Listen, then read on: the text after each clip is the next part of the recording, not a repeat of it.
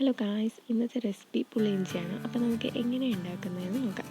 ആദ്യം വേണ്ടത് പുളിയിഞ്ചിക്ക് വേണ്ട ആവശ്യമായ ഇൻഗ്രീഡിയൻസ് എന്താണെന്ന് വെച്ച് കഴിഞ്ഞാൽ ഇഞ്ചി, അതുപോലെ തന്നെ പച്ചമുളകാണ്.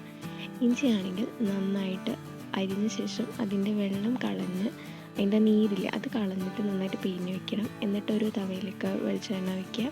അതിലേക്ക് ഈ ഇഞ്ചിയും അതുപോലെ തന്നെ ഈ പച്ചമുളകും ഇട്ട് നന്നായിട്ട് വഴറ്റി ബ്രൗൺ കളർ ആവണ വരെ വെയിറ്റ് ചെയ്യുക. നിങ്ങൾ ഈ ടൈമിൽ പ്രത്യേകം ശ്രദ്ധിക്കേണ്ടത് ഒരു വാളംപുള്ളി എടുത്ത് വെള്ളത്തിൽ ഇടണം, എന്നിട്ട് നമ്മൾ സോക്ക് ചെയ്യാൻ വയ്ക്കണം. എന്നിട്ട് അതിൻ്റെ നീര് നമുക്ക് ആവശ്യമാണ്. അത് നിങ്ങൾ ഈ ടൈമിൽ ചെയ്യണം. അതുപോലെ തന്നെ ഇതിന് ശർക്കര ഒക്കെ ആവശ്യമാണ്. അത് നമുക്ക് വന്ന ഇതിൽ ഇടാം. ഇത് നന്നായിട്ട് മൊരിഞ്ഞ് നല്ല വരുന്നുണ്ട്. ഇതൊരു ബ്രൗൺ കളർ ആവണ വരെ നമ്മൾ വെയിറ്റ് ചെയ്യണം. അതുപോലെ ഇതായി വരുന്നുണ്ട്. നന്നായിട്ട് ഇളക്കി കൊടുക്കണം. അതുപോലെ മീഡിയം ടു ലോ ഫ്ലെയിം ആ ഒരു രീതിയിലാണ് വെക്കേണ്ടത്. ഒരുപാട് അങ്ങനായി കരിഞ്ഞു പോയിക്കഴിഞ്ഞാൽ കരിഞ്ഞു പോകാൻ ചാൻസ് ഉണ്ട്. അപ്പോൾ നിങ്ങൾ അതൊക്കെ നോക്കിയിട്ട് ചെയ്യണം കേട്ടോ. നന്നായിട്ട് ഇളക്കുക. നന്നാക്കി ശേഷം ഇതിൽ ഇനി കടുകൊക്കെ പൊട്ടിക്കണം. അതിന് വരുന്നുണ്ട് കേട്ടോ. ഇളക്കുക. ഇനി കട്ടുപൊടിയൊക്കെ അതിന് നന്നായിട്ടൊന്ന് ഇളക്കിയാൽ മതിയാവും. ശരിയാവും കേട്ടോ.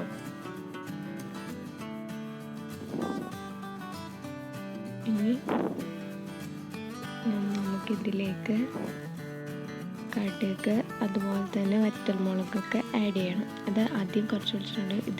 ഇതിൽ നടുക്ക് തന്നെ ചെയ്താൽ മതി കേട്ടോ. കുറച്ച് കടുകും അതുപോലെ തന്നെ കടുക് പൊട്ടിയ ശേഷം വറ്റൽമുളക് ഇടുക. എന്നിട്ട് നന്നായിട്ടൊന്ന് മിക്സ് ചെയ്യുക. ഇനി ഇതിലേക്ക് കറിവേപ്പിലയും കൂടി ആഡ് ചെയ്യണം കേട്ടോ.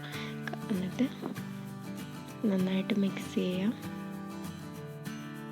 എന്നിട്ട് ഇതിലേക്ക് മഞ്ഞൾപ്പൊടി, മല്ലിപ്പൊടി, മുളക് പൊടി അതൊക്കെ ആഡ് ചെയ്യണം.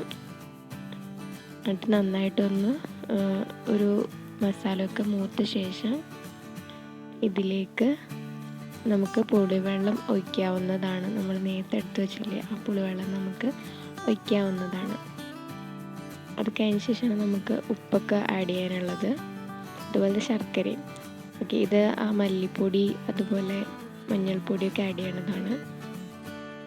അതിനുശേഷം നമ്മൾ ഈ ഇതിൽ പുളിവെള്ളമൊക്കെ ആഡ് ചെയ്തതിന് ശേഷം ഇനിയിപ്പോൾ നമ്മൾ പുളിവെള്ളം ഒഴിക്കും. ഇനി ഇതിലേക്ക് ശർക്കര ഉപ്പൊക്കെ ഇട്ട് കഴിഞ്ഞാൽ നമ്മുടെ പുളിയിഞ്ചി റെഡി. Thank you.